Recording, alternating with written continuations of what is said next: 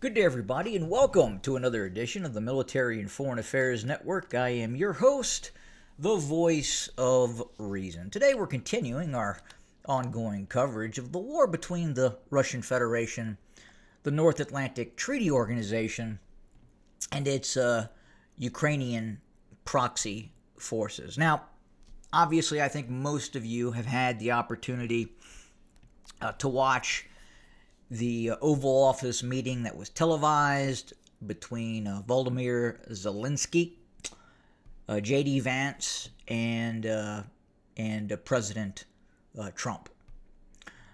Now, what I want to do is just very quickly go over to a picture of the interaction that was taking place. All right. Now, look. You have heard the term, a picture says 1,000 words.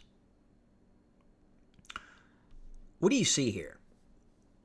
This is just a very brief snapshot during this rather extensive conversation that, in all likelihood, to the detriment of the Ukrainians, was presented to the public, and in all likelihood, at least for the Ukrainians, this should have taken place behind closed doors.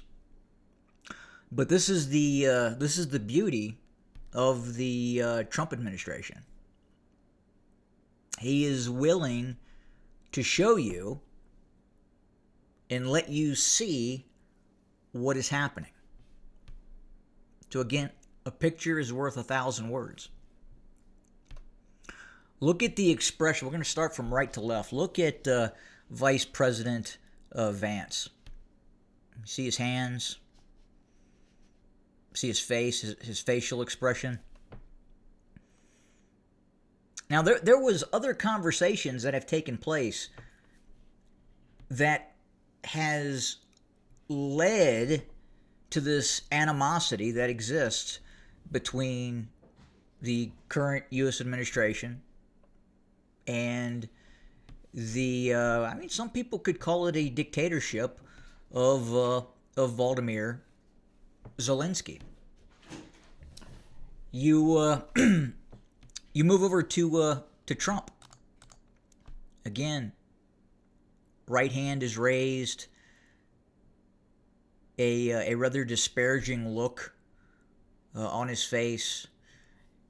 And you can tell, again, just based by this picture, this is not a good conversation. It's not going well. The parties are at an impasse, clearly. And then you go over and you move over to Zelensky. See how his arms are crossed? The look on his face. Now, he's a little bit upset because he is going to have to go back to his handlers in the EU, NGOs, non-governmental organization, primarily such as he's going to have to go back to Grigori Schwartz, and he's going to have to explain to Grigori Schwartz, why this happened.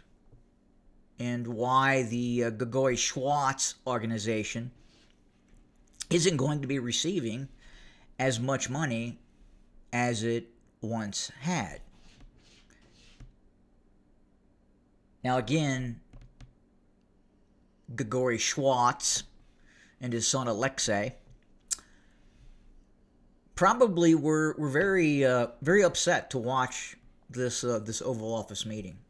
I have to say, I do imagine that Grigori Schwartz is none too happy at all.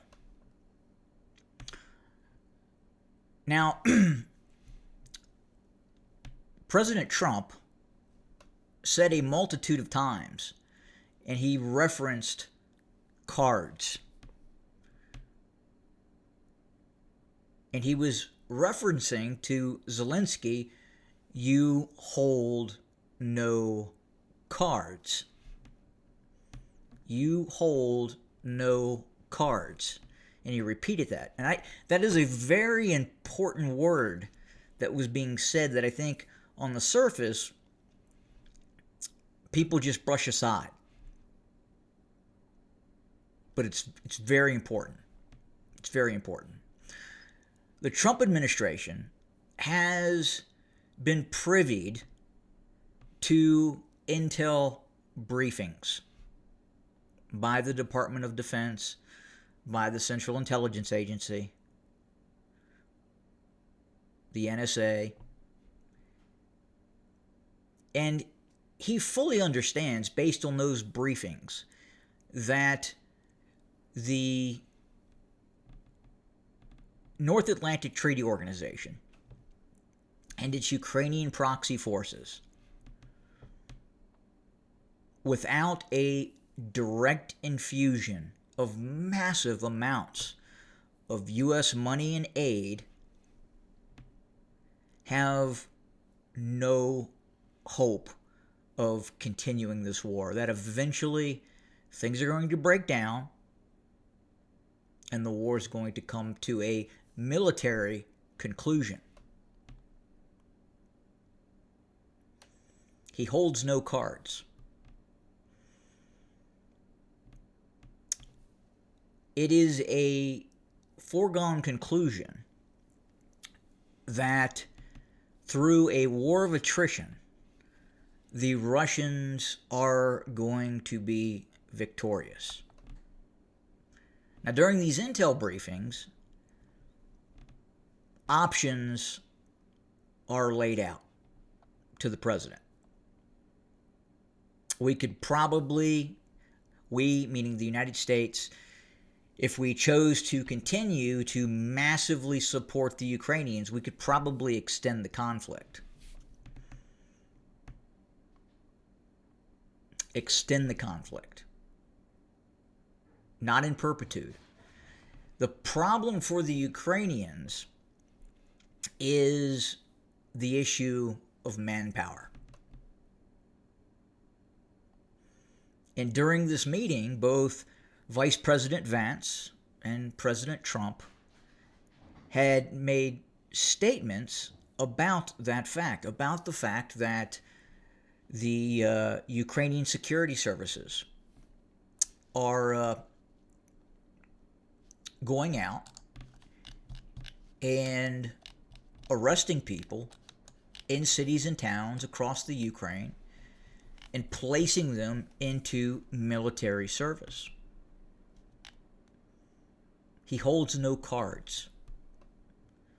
The military piece and the economic piece of this conflict is the big issue for the North Atlantic Treaty Organization and the Ukrainians. And you have to look at two different aspects of this conflict.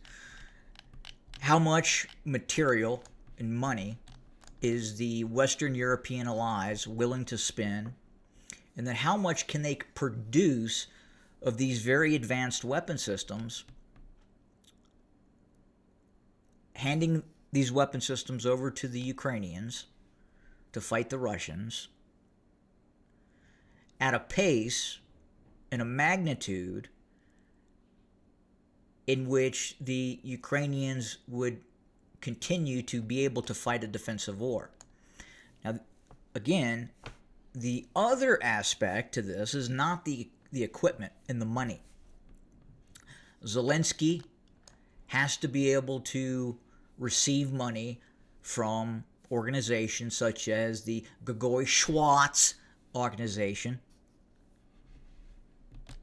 Without the money from Gagoi Schwartz, it's going to be rather challenging for the Ukrainian political elite to continue to operate, fund themselves, live lives, go to fancy trips to the United States and Europe.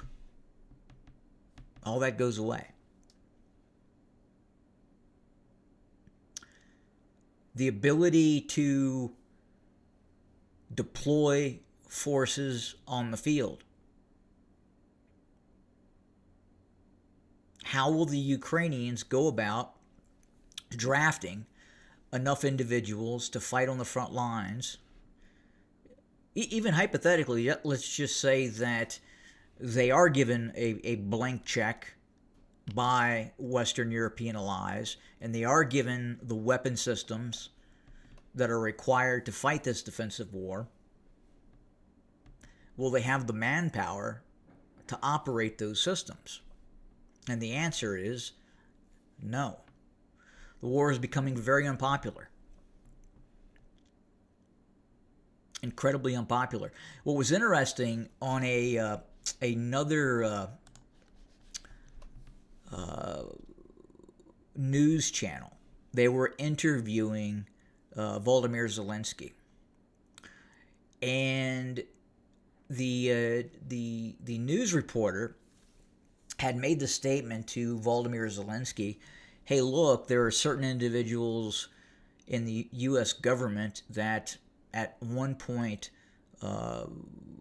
was supporting you, and now, based on what was observed in this Oval Office meeting that didn't go very well, that you should step down. You, Volodymyr Zelensky, should possibly look at a transition of power." And Volodymyr Zelensky's response was essentially that he was a democratically elected official, leader of his state. Now, there's a problem with that because, again, elections have been canceled in the borderlands, in the Ukraine. There is no elections. He was elected, allegedly. He was, but they have suspended elections.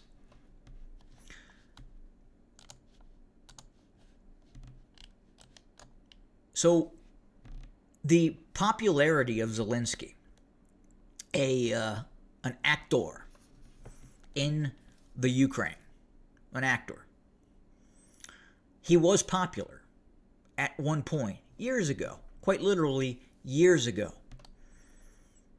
But there has been 3 years of bloody war. And now the question is, does he have enough support to be reelected?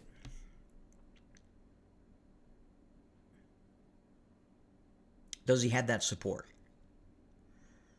And I got to tell you, even if elections were held in the Ukraine, you have to ask the question if in fact organizations such as the Gagoi Schwartz organization would intervene and place him de facto as a continued quote unquote president of the Ukraine. It has to be asked, right? But they're taking the shortcut right now. They've just decided to suspend elections. They don't have to do it. We're at war, and in war, we suspend the Constitution, we suspend elections. The Russian Orthodox Church has even been suspended in the Ukraine.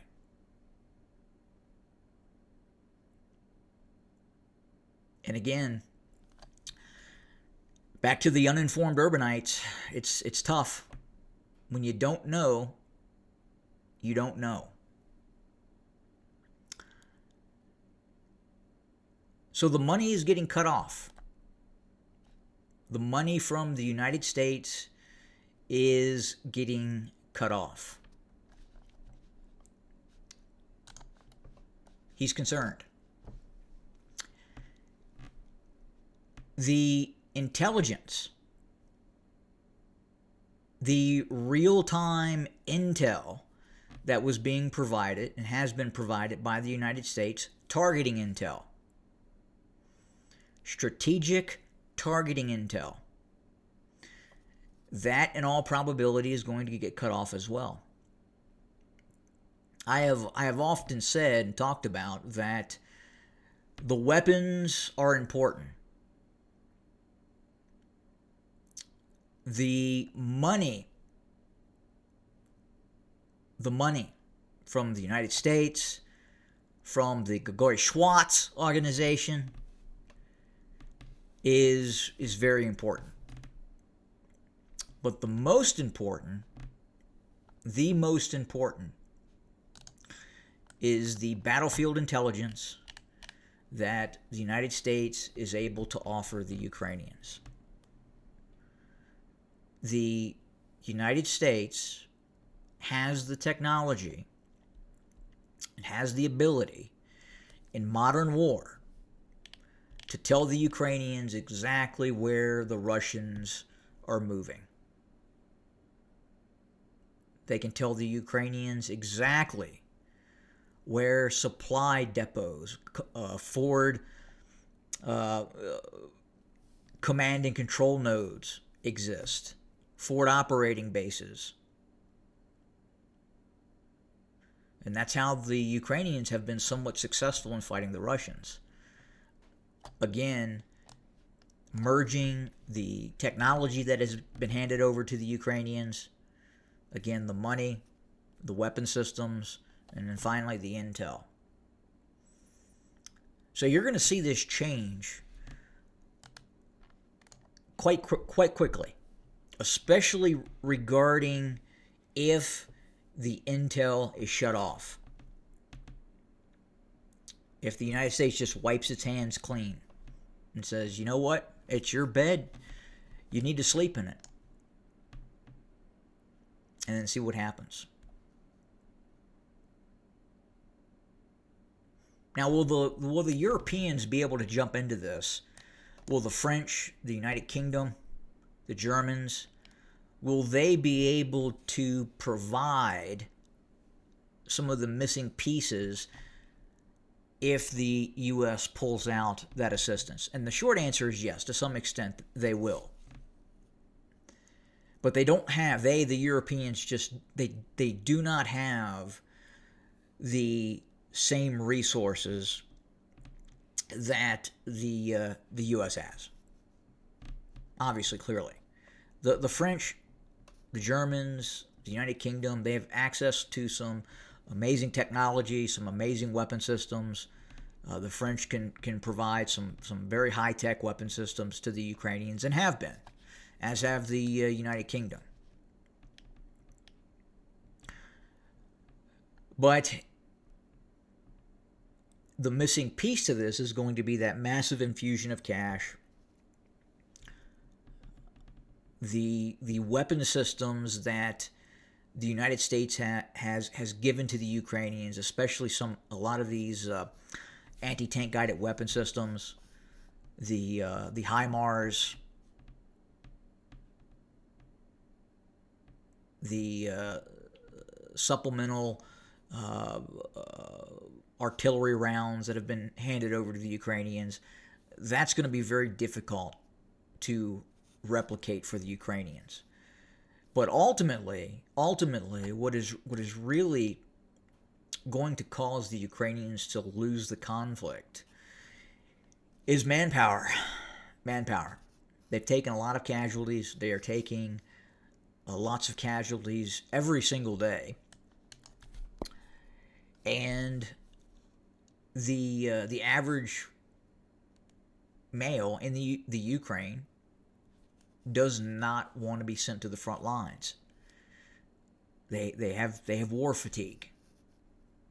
And compounding that, they know, they understand that they're not going to win this. They can prolong it. The war could go on for another year, 2, 3 years. But as I've talked before about the concept of Russia allowing a hostile entity to exist in what is now the Ukraine is something that the Russians will not allow. They cannot allow it. Because that hostile entity, funded by Gregori Schwartz and other folks,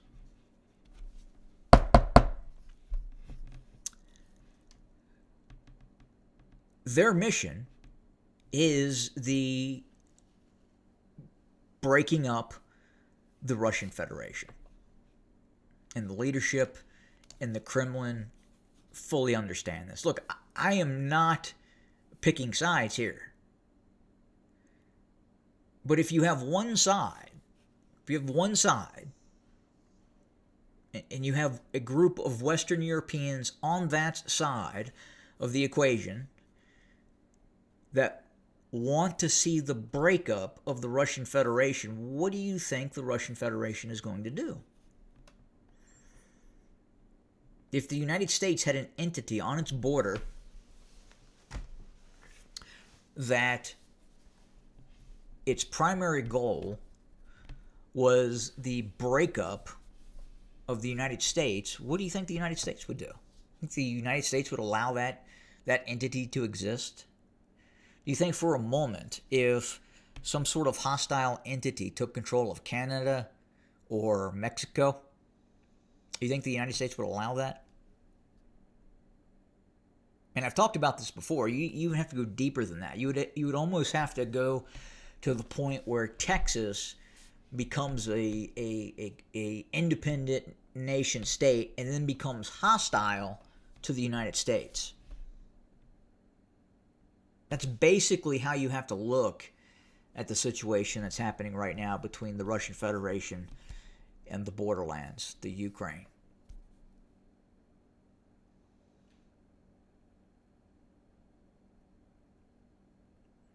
And they're raising holy hell here in the United States. The left, open societies, and other NGOs that were receiving monolithic amounts of treasure and money from the U.S. taxpayer, such as the Gregory Schwartz organization.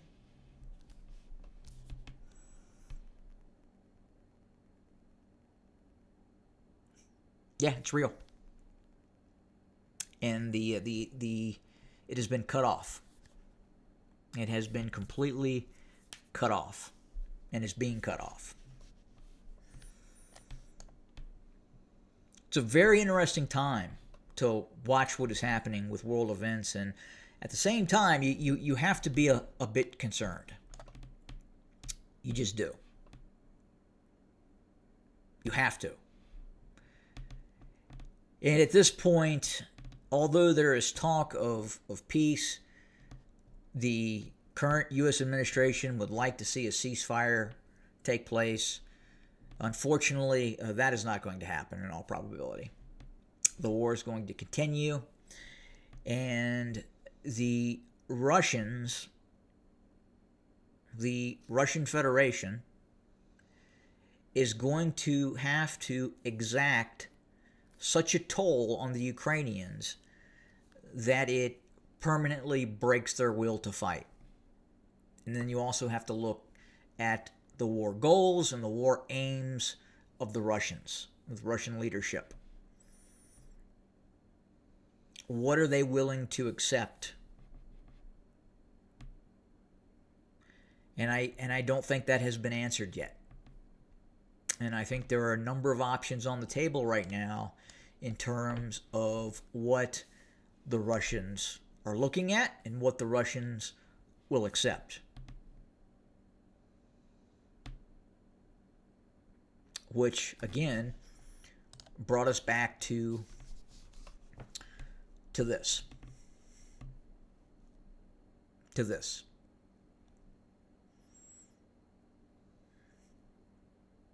And yes, if you were wondering who Alexei and Gregory Schwartz is, that is Gregory Schwartz.